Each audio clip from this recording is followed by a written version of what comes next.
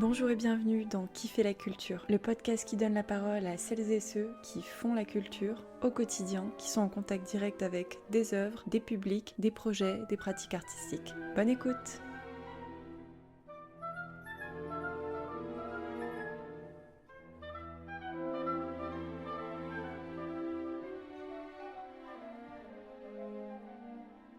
Aujourd'hui, on rencontre Héloïse, violoncelliste passionnée et engagée. À travers son parcours, elle nous raconte comment, à la faveur d'un temps de pause forcé, elle est partie à la recherche des compositrices oubliées du passé. Comment, d'une partition, elle a monté une association qui les fait revivre aujourd'hui en musique. Plus qu'un hommage, ce parcours initiatique souligne et répare nos maux sociétaux.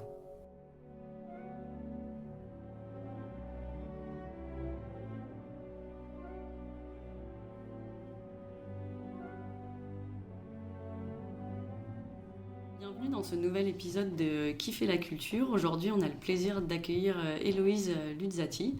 Comment te résumer, je dirais, une musicienne engagée. Donc, tu nous diras si ça te va. Tout simplement, je voulais savoir un peu quel était ton parcours, ton rapport à la musique, vu que tu es instrumentiste, que tu nous parles un peu de ça dans un premier temps.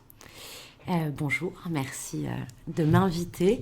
Donc effectivement, je suis violoncelliste.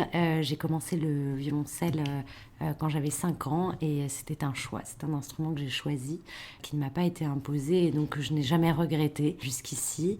J'ai eu un parcours assez classique, conservatoire du Mans, puis conservatoire régional de Paris, puis conservatoire national supérieur de Paris, dont je suis sortie quand j'avais à peu près 24 ou 25 ans, je ne sais plus, avec un début de questionnement sur l'absence des femmes dans mon éducation musicale, des compositrices, et donc petit à petit c'est devenu une question centrale dans ma vie de violoncelliste. Juste une question, quand tu dis que le violoncelle c'est un choix, c'est-à-dire qu'à 5 ans tu as eu un coup de foudre, tu as eu une rencontre avec un violoncelle ou comment ça...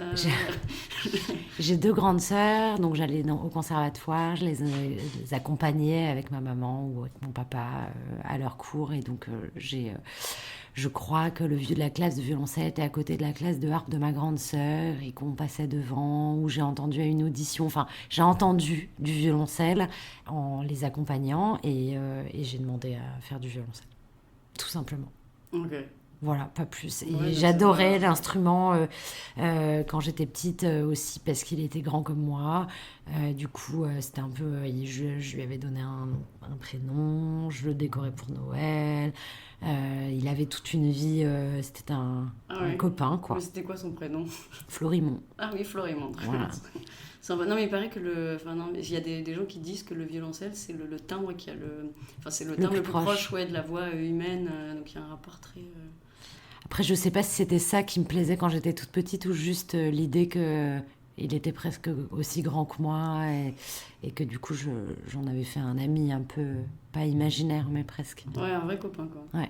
Du coup, il t'a accompagné, t'as décidé de faire un peu ta vie professionnelle là-dedans, et en fait, et tu disais que t'avais un manque de partition, et là peut-être on en arrive aussi au sujet, et pourquoi je disais aussi que t'étais une musicienne engagée, et tu vas pouvoir nous raconter ça, c'est qu'en fait t'as décidé à un moment donné de ta vie, il y a quelques années, de créer une association qui s'appelle la Cité des compositrices. Je crois à partir aussi d'un constat, le fait qu'en fait que même pendant les concerts de musique classique, finalement on se retrouvait à toujours écouter principalement la même chose. Donc voilà, est-ce que tu pourrais nous expliquer ça ? Quel est le projet de l'association ? Pourquoi ? Voilà. Avec plaisir. Alors, comme je le disais, à la fin de mes études et dans les premières années de ma vie professionnelle, la question de pourquoi je n'avais étudié que des œuvres composées par des hommes, mais vraiment à 100%, que ce soit dans les cours de solfège, d'histoire de la musique ou dans mes cours de violoncelle. Bien sûr, en cours d'histoire de la musique, on entendait passer quelques noms de femmes, mais de manière assez survolée. Et puis, on se retrouve après avoir passé des années à jouer d'un instrument, on a 25-30 ans et on se dit mais en fait je connais pas d'œuvre, je connais quelques noms mais c'est quand même quasiment rien. Et puis surtout autour de moi dans les programmes de concert, que ce soit d'orchestre, de musique de chambre, de tous les programmes classiques quels qu'ils soient, je n'observe que des compositions d'hommes. Et effectivement aussi une tendance à programmer des œuvres toujours un peu les mêmes. Et globalement, principalement, que des hommes. Et du coup, j'ai eu envie, d'abord sur un plan tout à fait personnel, de curiosité un peu à assouvir, de découvrir pour moi-même, donc pour moi-même, mon instrument, la musique de chambre qui incluait du violoncelle, des œuvres composées par des femmes. J'ai lu les quelques livres qui existaient. Il y a un moment, il y en a un tout petit peu plus maintenant, même si c'est pas encore fou, mais il y en avait quand même déjà quelques-uns, dont le livre sur les compositrices françaises de la musicologue Florence Launay, qui est un peu une bible des compositrices françaises du 19e siècle. Et puis j'ai été regarder dans la bibliothèque du Conservatoire national supérieur de musique et de danse de Paris les partitions de compositrices qui s'y trouvaient. En me disant, ça fait une base, déjà je vais les emprunter, les regarder, les déchiffrer. Et en fait, il n'y en avait pas tant que ça. Il y en avait, heureusement, mais il n'y en avait pas tant que ça. Quand il y en avait, souvent, elles étaient toutes neuves. Personne... on voyait qu'elles n'étaient pas usées comme une sonate de Brahms, quoi. Surtout, en fait, il y en avait très peu. Ça veut dire qu'il n'y avait pas de compositrice, ça n'existait pas? Non. Ou elles sont... Non, bien sûr que non. Oui. Il y a toujours eu des femmes sur Terre. Donc, il y a qu'il y ait moins de compositrices que de compositeurs dans l'histoire de la musique, c'est probable. Je dis c'est probable parce que scientifiquement, c'est difficile de l'affirmer, même si c'est probable. Pour autant, énormément de compositrices ont eu énormément de succès de leur vivant et ont disparu dès leur mort de l'histoire de la musique parce qu'elle s'est écrite sans les femmes. Mais comme dans tous les autres secteurs culturels, c'est la même, on voit les mêmes mécanismes d'invisibilisation. Ils sont récurrents et quasi similaires d'un domaine à un autre. Et non, c'est par absence d'histoire qu'elles sont absentes ou trop peu présentes. C'est pas parce qu'elles n'existent pas. Et on voit de plus en plus, plus la recherche avance, que quand on sait l'histoire de quelqu'un ou d'une femme ou d'un homme, c'est quand même plus facile de le raccrocher ou la raccrocher à une histoire commune et donc de la programmer. L'absence de recherche et donc d'inscription dans l'histoire de la musique est un peu rend la programmation plus compliquée. Et donc toi, tu as décidé à ce moment-là, en fait, d'aller chercher dans notre mémoire collective, les archives, tout ce que tu pouvais trouver, en fait, pour ramener ces compositrices en forme de présent. Ça s'est pas fait de manière consciente. Un matin, je me suis pas levée en me disant je vais aller farfouiller dans des archives pour retrouver des partitions de compositrices.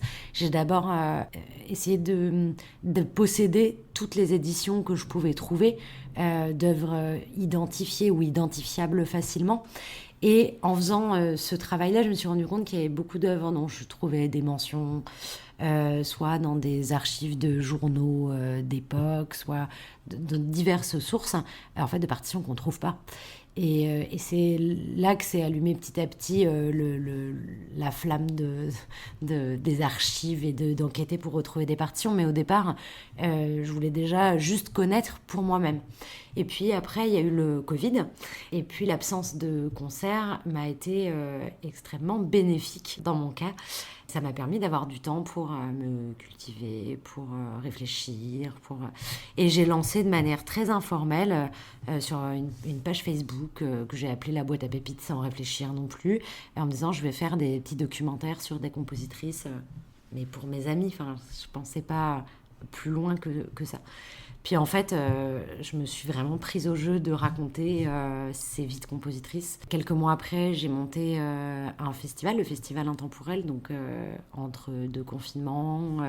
Et c'est un festival qui a duré 2 mois, 24 concerts, plus de 60 artistes, montés en quelques jours, en fait, un peu sur un coup de tête, de se dire, de toute façon, perdu pour perdu, il n'y a pas trop de concerts, tous les festivals sont annulés. Moi, ça fait très longtemps que je rêve de monter un festival consacré qu'à des œuvres de compositrices. Donc, je suis partie de ce que je connaissais pour programmer des œuvres que j'avais identifiées pendant ce festival. Et puis, j'ai eu de la chance. Comme il ne se passait pas grand-chose à ce moment-là culturellement, il y a eu beaucoup de rayonnement pour cette première édition du festival. Il y a eu aussi des soutiens qui sont venus beaucoup plus facilement que ce que j'aurais pu imaginer. Et je pense aussi grâce au Covid, entre guillemets.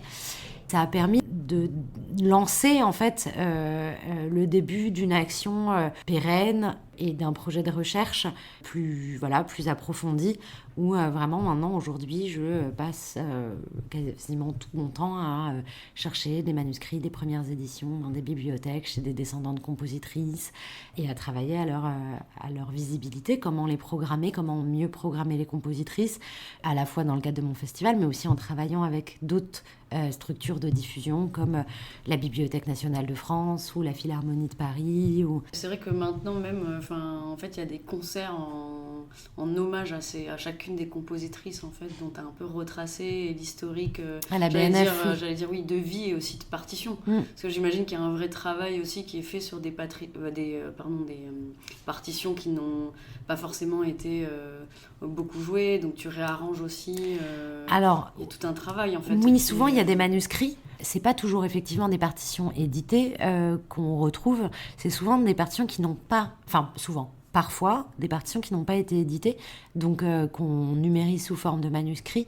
Et effectivement, pour pouvoir les jouer en concert ou les enregistrer, on a besoin de les graver. Sinon, c'est difficile à lire et à travailler. Il y a des manuscrits lisibles, d'autres moins, d'autres pas du tout. Et c'est vrai que l'étape de la gravure, elle est parfois...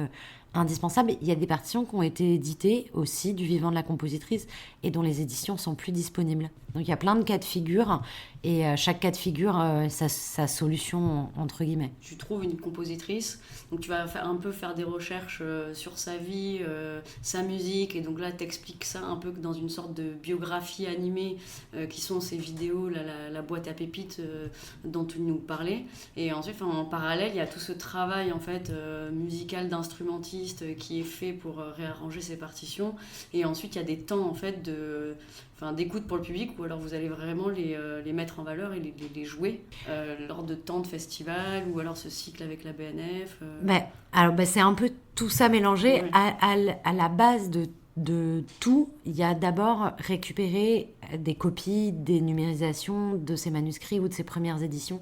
Après, on les déchiffre en petits groupes de musiciens pour les trier entre guillemets. C'est assez subjectif, mais c'est de se dire, est-ce que telle œuvre est extraordinaire, on veut absolument que tout le monde la connaisse. Parfois, même souvent, ça nous arrive de rien faire d'une partition déchiffrée parce que on trouve que c'est pas suffisamment bien. J'ai conscience que ça peut avoir l'air subjectif comme ça, mais à force de le faire et de le faire beaucoup, c'est de moins en moins subjectif ce travail-là. Après, bien sûr, il y a un goût personnel qui rentre là-dedans, mais je déchiffre pas toute seule, donc c'est des goûts qu'on confronte les uns avec les autres. Et de ce travail de recherche et de lecture de partitions, j'ai développé plein de manières de les rendre visibles. Donc, il y a la boîte à pépites, qui est une chaîne de vidéos qui permet de parler des vies des compositrices, mais aussi de publier des capsules vidéo assez courtes, donc assez accessibles même à des gens qui ne seraient pas des fins mélomanes, mais juste curieux de l'histoire de la musique, de l'histoire des arts, et de faire découvrir comme ça des courtes pièces de plein de compositrices. Depuis 2020, on a fait environ 130 vidéos, donc ça fait quand même beaucoup de compositrices différentes dont on a diffusé au moins une œuvre. La boîte à pépites, c'est aussi un label discographique avec lequel on publie des monographies. Donc chaque projet, on se consacre à une compositrice. Et là, on va au fond vraiment d'essayer, sans être parfaitement exhaustif, parce que parfois, elles ont beaucoup composé, donc c'est pas possible de tout enregistrer, et d'essayer à la fois d'enregistrer de la musique symphonique, de la musique de chambre, de la musique vocale, sur des projets qui vont avoir parfois 2, 3, 4, 5, 6 disques, comme c'est le cas de Rita Stroll. On aura fait 3 volumes qui lui sont consacrés. Et l'idée, là, c'est de permettre à qui veut d'écouter vraiment l'œuvre de quelqu'un, pas juste un petit extrait d'une petite pièce. Et effectivement, tous les programmes enregistrés au disque sont le reflet de ce travail de recherche qui a été fait en amont. Après, comme on le disait, il y a toute la question du spectacle vivant. Une œuvre enregistrée a plus de chances d'être jouée, ça c'est une certitude, parce qu'une œuvre qui n'est pas enregistrée, pas éditée, a quand même très peu de chances d'être programmée, même quasiment aucune chance. Donc, identifier une œuvre, l'enregistrer, la graver, l'éditer, et après travailler à sa programmation en essayant de tisser le plus de partenariats possible avec des grandes structures de diffusion à Paris ou en province, peut-être même avec d'autres pays après, je le souhaite en tout cas, d'arriver à être force de proposition, de dire voilà, telle œuvre, telle œuvre, telle œuvre, telle œuvre, elles méritent d'être programmées, elles sont géniales, tel musicien a joué cette œuvre, peut-être un genre de passeuse de répertoire pour les programmateurs en fait, pour que petit à petit il n'y ait plus 4% d'œuvres jouées, composées par des femmes jouées dans les programmes français, mais peut-être un petit peu plus. Parce que ça, ce 4%, il vient d'où? C'est une étude qu'on a faite cette année, voilà, qui a été financée par le CNM et le ministère de la Culture, qui avait pour but de définir quel est le pourcentage d'œuvres composées par des femmes dans les programmations françaises sur une saison. Et les 2 gros chiffres, parce que ça, c'est une étude qui nous a permis d'avoir plein de petits chiffres. On a étudié plus de 200 structures et ça fait environ 15 000 œuvres qui ont été regardées à la loupe. Et dans chaque programme où il y avait des compositrices, on a minuté le temps de chacune des œuvres pour savoir quel était le temps de programmation, pas juste en nombre d'œuvres, mais le temps consacré à des œuvres de compositrices, et ce chiffre est de 4%. En nombre d'œuvres, c'est 6,7 ou 6,8 qui sont consacrés à des œuvres de compositrices, donc c'est très peu. Ouais. J'imagine que l'étude, déjà, c'était un travail assez conséquent, parce que d'aller écouter comme ça de minuter chaque enregistrement de concert, de programmation. Donc oui, on a encore du chemin à faire, et c'est un chemin un peu que t'ouvres finalement. Toi, quand on disait musicien engagé, j'ai l'impression qu'en fait c'est que vous il y a aussi un travail d'aller convaincre les diffuseurs, les programmateurs. Donc en fait, normalement un musicien, j'imagine qu'on lui dit juste voilà, si tu peux venir jouer ça. Et là vous vous retrouvez un peu à renverser à renverser un peu ce rôle là, en devenant même en fait acteur du changement d'une certaine manière, en demandant à ce que les œuvres en étant force de proposition, ouais, autant pour les musiciens que pour les programmateurs finalement. Parce que dans le cadre de notre festival, c'est souvent le moment de monter des œuvres qu'on, les uns et les autres musiciens ou musiciennes, on n'a pas dans notre répertoire. On a appris Brahms, Beethoven, j'exagère un peu bien sûr, énormément de compositeurs, mais souvent ces œuvres-là, elles sont absentes de notre répertoire. Et du coup, de les monter, de les apprendre, de les travailler pour les jouer déjà dans le cadre du festival, moi ça me permet aussi de les entendre en concert, de me dire bon, là je m'étais pas trompée, c'est vraiment génial, et parfois j'ai envie de me dire bon, c'est pas aussi bien que ce que j'avais imaginé quand on l'a déchiffré, parce qu'une lecture des fois ça suffit pas. La scène offre aussi et puis la réception du public, qu'est-ce que les gens en ont pensé, c'est aussi l'avantage d'un festival, c'est qu'on est proche des gens, on peut discuter. Le festival dont tu parles, c'est le festival Intemporel qui a lieu tous les ans dans le Val d'Oise. Dans le Val d'Oise, et c'est au mois de fin juin. C'est tout le mois de juin, c'est pendant 5 semaines, et c'est itinérant à travers les grands sites de patrimoine du Val d'Oise, l'abbaye de Royaumont, l'abbaye de Maubuisson, le château de la Roche-Guyon, le domaine de Villarceau, que des lieux de rêve qui ont l'air très loin de Paris, mais en fait qui ne sont pas si loin de Paris. Ouais, qui sont à côté, ouais. Et tu disais du coup, et la réception des gens? Je vais prendre un exemple en particulier. Pour la clôture du festival cette année, on a joué un quintet, donc pour piano, 2 violons, alto, violoncelle, de Elsa Baren, qui est une compositrice qui a vécu au XXe siècle, était résistante, très grande, à la fois une très grande femme, mais aussi une très grande artiste, une très grande compositrice. On jouait ce quintet qu'elle a composé, elle a gagné le prix de Rome, et c'est une œuvre qu'elle a composée quand elle était pensionnaire à la Villa Médicis, et je ne savais pas si ce quintet avait déjà été joué. Et il y a une historienne qui était là dans la salle, je savais qu'elle était là, à qui j'ai demandé, en présentant Elsa Baren au public, est-ce que tu sais si le quintet a été déjà joué un jour? Et elle dit, a priori pas. Donc voilà, j'ai dit aux gens, vous voyez, peut-être vous êtes les premiers à l'entendre, c'est quand même un moment extraordinaire. Aussi de transmettre ce côté un peu extraordinaire, ce supplément d'âme au public, et du coup de leur dire, on a trop envie de savoir ce que vous en pensez, parce que nous on adore cette œuvre, on est hyper heureux, honoré de vous la faire découvrir, et du coup venez nous voir à la fin du concert pour nous raconter comment, je sais pas, juste si vous avez aimé. Après c'est difficile d'expliquer pourquoi on aime ou on n'aime pas la musique parfois, mais au moins une petite réaction à chaud. Et l'émotion que ça a pu procurer. Oui, quelle qu'elle soit en fait, du moment que ça provoque quelque chose.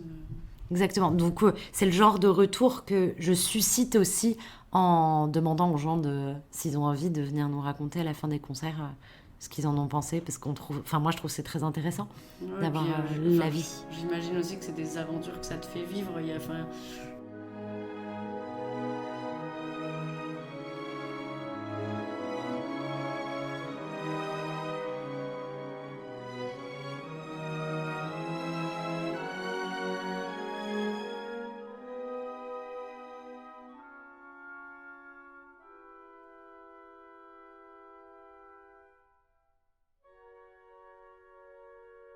Et est-ce que tu peux nous dire du coup un petit mot de Jeanne Leleu Avec plaisir. Alors Jeanne Leleu, elle est née en 1898, elle est française, donc contemporaine de Ravel notamment, dont elle a créé Ma mère Loi pour piano à 4 mains. Quand elle était toute jeune, elle avait 10 ou 11 ans. Elle a brillé très tôt en remportant le prix de Rome, le premier grand prix de Rome. Elle est la deuxième femme après Lily Boulanger à remporter ce qui était très prestigieux à l'époque. Sa carrière s'illustre par énormément de compositions pour grands ensembles, orchestres, d'un ballet pour l'opéra qui s'appelle Noteos, qui a été joué à Monte-Carlo, à Paris, à l'Opéra de Paris, à Moscou. Elle a eu énormément de commandes de la radio, de Radio France. Elle a été jouée par les orchestres de la radio. On trouve pas mal d'archives de sa musique sur l'INA. Elle a été professeure au Conservatoire national et elle est morte en 1979 et a sombré comme toutes ses consoeurs avant même sa mort, je pense, dans les méandres de l'histoire de la musique.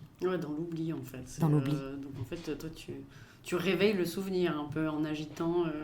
Non mais je trouve que l'histoire est assez incroyable. Finalement, ça part d'une curiosité personnelle, un peu comme ça. Il y a un concours de circonstances qui est la période Covid, donc tu arrêtes un peu l'instrument. Et il y a cette idée qui germe un peu, tu lances ta page Facebook. Et finalement, en fait, à aller rechercher ça, tu te rends compte que aussi ça crée un désir chez d'autres instrumentistes. Du coup, il y a un mouvement un peu d'adhésion, parce que j'imagine que tu fais pas ça toute seule non plus maintenant.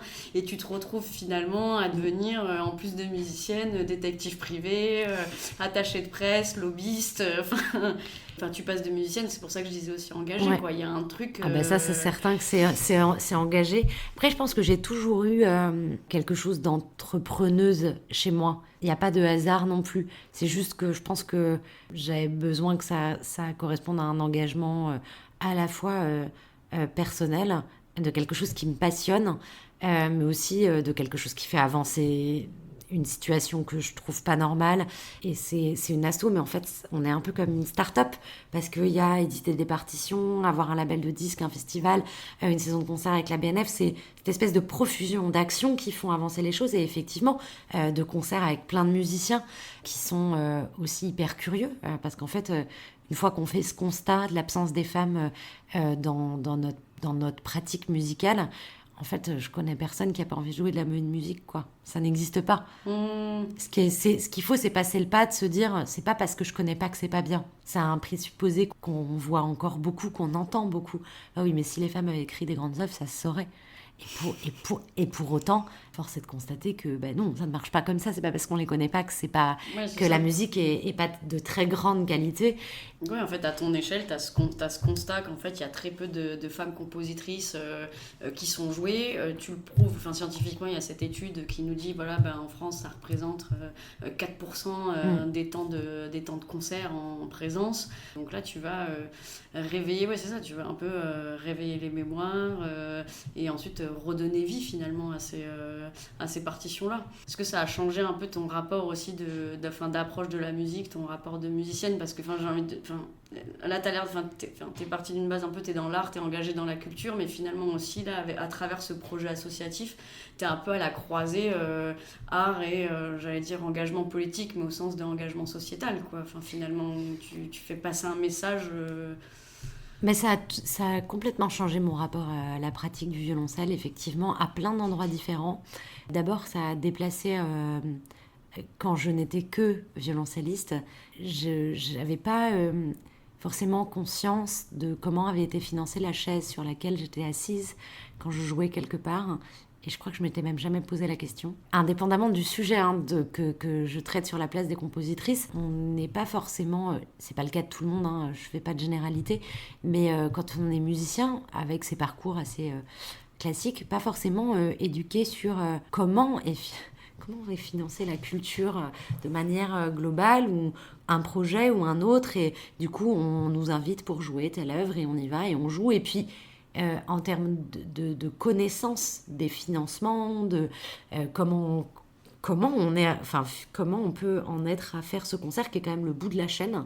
Et ben en fait je m'étais pas posé la question. Donc de déplacer ce qui peut être très angoissant de monter sur une scène pour jouer, de déplacer l'angoisse en comment financer la chaise sur laquelle va s'asseoir le ou la musicienne pour jouer, fait que maintenant quand je monte sur scène pour jouer, je me dis c'est bon, c'est le moment de se faire plaisir, c'est pas du tout le moment d'avoir peur. Donc ça a déplacé.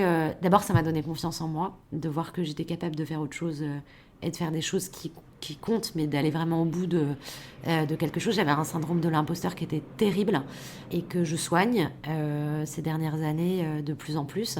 Et puis après, ça a déplacé le stress ailleurs qu'au moment de jouer.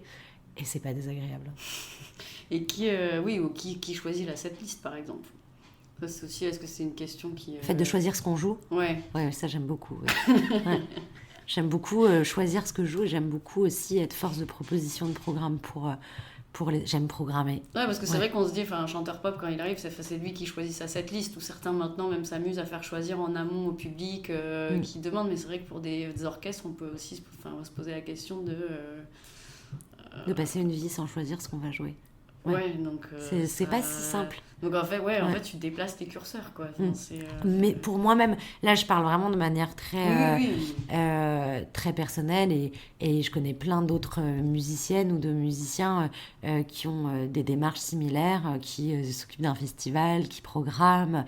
Il y a plein de musiciens qui ont besoin aussi d'être... aux manettes, entre guillemets, de ce qu'ils vont jouer, en tout cas à certains moments. Et dans le cas de ces œuvres confiées, de ces œuvres de compositrices confiées à des musiciens qui parfois les connaissaient pas après, en fait, l'autre grand bénéfice de donner des œuvres à plein de gens, c'est qu'en fait après ils sont eux-mêmes ambassadeurs des œuvres. Et je vais prendre l'exemple de Renaud Capuçon qui était venu il y a, je prends cet exemple-là parce que la plupart des gens le connaissent, qui était venu au festival il y a 2 ou 3 ans, et il avait joué une pièce de Charlotte Sohi, qui est également une compositrice française à la jonction du 19e et du 20e siècle, et une œuvre qu'il a beaucoup aimée, et maintenant il la joue partout. Moi, j'ai une alerte Google Charlotte Sohi pour savoir qu'est-ce qui se passe avec Charlotte Sohi sur Terre. Et en fait, je le vois tout le temps. Il est tout le temps en train de la jouer. Et c'est hyper... alors, c'est un exemple un peu emblématique volontairement. Et j'en aurais plein d'autres. Mais c'est génial de voir qu'en fait, une œuvre confiée à quelqu'un pour un concert, en fait, il l'a fait vivre comme toute seule, moi qui ne suis pas violoniste, puis qui n'ai pas une carrière aussi grande en tant qu'instrumentiste, je n'aurais pas les moyens de faire vivre et circuler autant. Donc oui, la force du groupe, quoi, d'une envie partagée avec plein de musiciens, de faire bouger les lignes sur la place des compositrices. C'est ça, c'est semer une graine, et au contact de l'émotion, en fait, après ça peut faire... ça peut déplacer des montagnes et faire en sorte que finalement... Charlotte se retrouve à être rejouée dans le monde entier. Même Lang joue du Charlotte Sohi maintenant. Voilà. Non, mais vraiment, c'est fou. Elle a eu un destin dingue, parce que quand on a sorti, c'est la première monographie qu'on est sortie avec le label La Boîte à Pépites en 2022. Il n'y avait rien d'enregistré, il y avait une pièce d'enregistrée sur toute sa musique, donc c'est-à-dire quasiment rien. Personne ne savait qui c'était.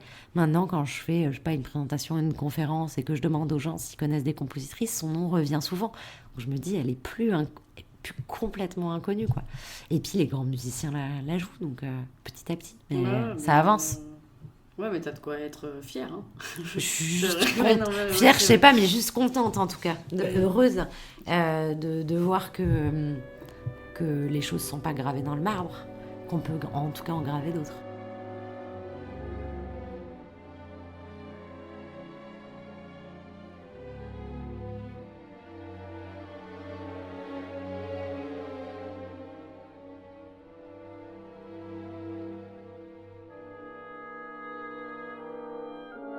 J'avais peut-être aussi une question, toi finalement, qu'est-ce que tu retiens, qu'est-ce qu'elles t'apportent aussi ces compositrices, ton contact avec elles, parce que j'imagine aussi au-delà, enfin il y a les partitions, mais il y a aussi l'étude sur leur vie. En fait, qu'est-ce que t'en retiens de leur contact, de leur expérience? Est-ce que ça t'a aussi un peu changé, ou est-ce que ça a changé? Alors, peut-être Renaud Capuçon qui a eu un coup de cœur et qui le joue partout, et au-delà de ça, t'entretiens quel rapport avec ces femmes? Ce qui est passionnant, c'est de se rendre compte qu'il y a quand même des similitudes dans les mécanismes de l'oubli. Et en fait, on sait assez vite quand ça va être une galère de bosser sur la vie de quelqu'un ou pas. Je le sais de plus en plus vite, mais parce qu'il y a 2-3 petits faisceaux d'indices très pragmatiques, notamment l'absence d'enfant. Quand une femme n'a pas eu d'enfant, ça veut dire que vraiment personne n'aura pris soin de sa mémoire et de son travail. On sait que ça va être dur quand il n'y a pas d'enfant, quoi. Voilà, mais ça, c'est un exemple, mais en fait, il y en aurait bien sûr plein d'autres. Enfin, je pourrais répondre à cette question de plein de manières différentes. Le milieu de la musique classique est un milieu qui est très arriéré d'une certaine manière, notamment sur les violences faites aux femmes. J'ai beaucoup souffert toute ma vie à cause des hommes dans ce métier. Genre vraiment beaucoup. Jusqu'à il n'y a pas si longtemps, alors est-ce que c'est ce que je fais ou est-ce que c'est l'âge qui pousse à porter un autre regard sur les choses, mais de passer ma vie à observer la vie des femmes dans la musique classique me répare un petit peu, je pense. Mais voilà, c'est pas pour ça que je fais les choses, c'est un constat qui est que, en tout cas, ça me donne de la force en moi-même pour me dire mais il y a ça n'est plus possible, une envie que aussi de manière sociétale les choses changent et que ce milieu bouge et qu'on puisse parler, dire les choses, qu'on arrête de nous dire qu'un tel ou tel musicien extraordinaire alors qu'on sait que c'est une pourriture et du coup effectivement d'un point de vue très personnel j'ai l'impression que ça me répare de me concentrer sur la vie des femmes dans la musique. Après, je pense que je suis juste extrêmement aussi curieuse, d'un naturel très enthousiaste.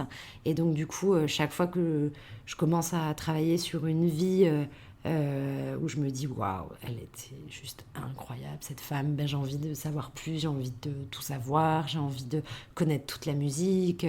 C'est de la curiosité pure et dure, mais que je pourrais avoir pour de la musique d'un homme que je connais pas non plus. C'est juste qu'en fait, bien sûr, il y a plein de compositeurs qu'on connaît pas non plus, hein, ça c'est une certitude. Par contre, c'est toutes les femmes qu'on connaît pas. Donc peut-être un jour je travaillerai sur des compositeurs inconnus aussi, mais quand j'aurai eu l'impression que j'ai rencontré toutes les femmes, quoi. Ouais, mais c'est vrai, tu participes à faire changer des choses à ton niveau, mais comme on voit, ça évolue lentement, mais ça évolue quand même. On voit aussi les chefs d'orchestre de plus en plus nombreux. C'est pas pareil. C'est hyper important, hein, bien sûr, la place des chefs d'orchestre, mais on est en train de parler de personnes vivantes. Ouais. Moi, je travaille sur des compositrices mortes. C'est un peu comme si ce qu'on peut mettre sur un pied de comparaison un peu au même niveau, c'est la place des compositrices contemporaines et la place des chefs d'orchestre. Parce que les unes comme les autres, elles sont vivantes. Si on souhaite les programmer, soit pour diriger un orchestre, soit programmer leur musique, on peut. Des femmes, il y en a. Des femmes qui écrivent de la musique, des femmes qui dirigent des orchestres, il y en a. Aujourd'hui, on ne peut pas dire qu'il n'y en a pas. Il y en a. Donc, il suffit de les programmer. Ça ne demande pas un travail de recherche. Il n'y a pas d'enquête à faire. Elles ont tout un site internet. Donc, c'est juste à chacun de faire son travail, quoi. Et de programmer autant qu'il souhaite, d'hommes que de femmes. Sur des compositrices du patrimoine ou du matrimoine, la question de la non-accessibilité des œuvres est quand même une bonne explication à la difficulté de les programmer. Les enjeux ne sont pas exactement les mêmes. Oui, d'ailleurs, c'est ça. C'était intéressant, c'est ce que tu disais un peu tout à l'heure, en fait, que ces compositrices, du temps de leur vivant, elles avaient quand même des succès, elles avaient de la presse, elles étaient jouées, elles faisaient des concerts, mais qu'en fait, finalement, c'était... après leur décès, en fait, leur œuvre ne survivait pas parce que... il y a quelque chose de l'ordre de l'oubli. Hein. Et de l'habitude de ne pas intégrer les femmes dans l'histoire de la musique, en fait. Elles en font juste pas partie. Moi, quand je regarde mon histoire de la musique de chambre, par exemple, que j'ai depuis que je suis toute petite, il n'y a pas une femme dedans. Même pas Louise Faringue, quoi. Il n'y a rien. Pas une femme. Alors aujourd'hui, ça prêterait à sourire, tant j'espère que ça n'est plus possible. Mais encore qu'il faudra les vérifier, quoi. Et ces bouquins devraient être détruits. Enfin, en vrai, on devrait plus pouvoir les trouver. Ouais, mais je comprends qu'il y a quelque chose de révoltant aussi là-dedans. Je comprends. J'aurais même pu dire ça de toi finalement. C'est un mensonge. Musicienne révoltée. Mais non, mais au bon sens et engagée du coup. Mais En tout cas, c'est un mensonge. Ce que ces livres... et pourtant, moi, j'ai 39 ans, donc mes études, c'était pas il y a 5 minutes, mais c'est pas non plus il y a super longtemps. Et l'idée de nous faire croire qu'il n'y a pas d'œuvre, personne... c'est pas volontaire, hein, c'est une reproduction d'un schéma qui... C'est sociétal. Hein. Voilà, qui se perpétue. Ce qui se passe à ce niveau-là dans la musique se passe aussi dans les arts visuels, se passe aussi dans les sciences. Complètement. La différence avec les arts visuels, c'est que si vous regardez un tableau, si tu lis un livre, t'as pas besoin de quelqu'un... tu n'as pas besoin que je te lise un livre pour lire un livre. Pareil, pour regarder un tableau, tu peux te faire ton propre avis, avoir tes propres sensations, émotions, sentiments face à l'œuvre. Pour la musique, si je te donne une partition, juste une partition, il y a quand même peu de gens à qui ça va procurer une quelconque émotion de regarder une partition. Ouais. Donc il y a un intermédiaire qui est l'interprète qui rend la musique un tout petit peu plus loin des gens que ne peuvent l'être un livre ou un tableau. D'ailleurs, ça se voit sur la musique classique est une niche. Il y a plus de gens qui vont voir des expos et qui lisent des livres que de gens qui vont au concert. Mais il y a un intermédiaire entre l'œuvre et le public c'est ni positif ni négatif. Hein, quand je dis ça, c'est juste objectif. Et ça rend... ce travail de restitution d'œuvres oubliées encore un peu plus difficile et un peu plus cher. Ouais, mais finalement, c'est un peu ce que tu fais. Tu déverrouilles au quotidien l'inaccessibilité, quoi. En allant chercher l'histoire, en allant chercher la partition, tu la rends accessible en la faisant jouer. C'est le but, on verra. Rendez-vous dans 10 ans pour voir si ça a vraiment été... c'est sûr que c'est vraiment utile dans tous les cas d'enregistrer toutes ces œuvres qui ne le sont pas. Mais est-ce que ça a changé la phase des programmations ? Il faut se donner 10 ans pour voir. Ouais, et peut-être que ça permettra aussi quand on disait comme ça que voilà, par exemple, Jeanne Leleu était une contemporaine de Ravel, peut-être qu'aussi que l'œuvre de Jeanne Leleu permet de relire Ravel d'une manière différente ou inversement. Enfin, je veux dire, aussi ces compositeurs qui ont été en contact avec ces femmes, avec ces compositrices, en fait, peut-être ils ont pris aussi d'elles. Hein, Alors, il était plus âgé, c'était plutôt... On est là, clairement, dans le cas de Ravel-Leleu, on est clairement sur... lui, il était... Voilà, il est quand même... C'était plutôt la source d'inspiration. Il est né bien avant elle, donc je pense pas. Mais pour autant, cette idée de rattacher les compositrices à une histoire commune... ou les femmes en général dans l'histoire des arts à une histoire commune, ce qui est souvent l'histoire commune, c'est celle des hommes. C'est très utile parce qu'effectivement, ça rattache à un fil quand on dit... Moi, des fois, je me dis, je vais arrêter de dire que Jeanne Leleu a créé Ma mère loi de Ravel, parce que après, c'est le seul truc que les gens retiennent, alors que elle était petite, elle a joué Ma mère loi, et après tout... c'est super, hein. Sur un CV, ça fait joli. La preuve, c'est vraiment ce que les gens retiennent. Et puis, en même temps, je me dis, il y a plein de gens qui sont fans de Ravel. Donc, comme il lui a écrit des super lettres en lui disant qu'il était hyper fier d'elle, qu'elle était très talentueuse, tout ça, je me dis, si ça peut amener les gens à jouer du Jeanne Leleu ou avoir envie d'écouter du Jeanne Leleu, se dire qu'elle a été un peu admirée par Ravel... que cela ne tienne, hein, ça, c'est pas plus mal. Donc, oui, rattacher ces femmes à leurs homologues masculins, parfois très connus, je pense que c'est utile. Mmh.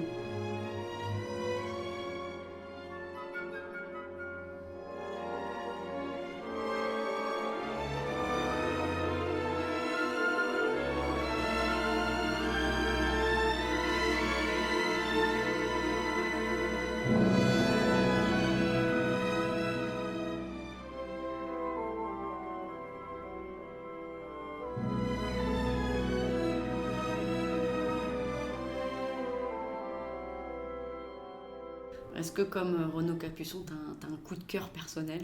Non, j'en ai trop. Mais tu penses qu'elle soit une partie de toi ? Tu sais que quand on dit à des acteurs qui vivent finalement avec leur rôle un peu après...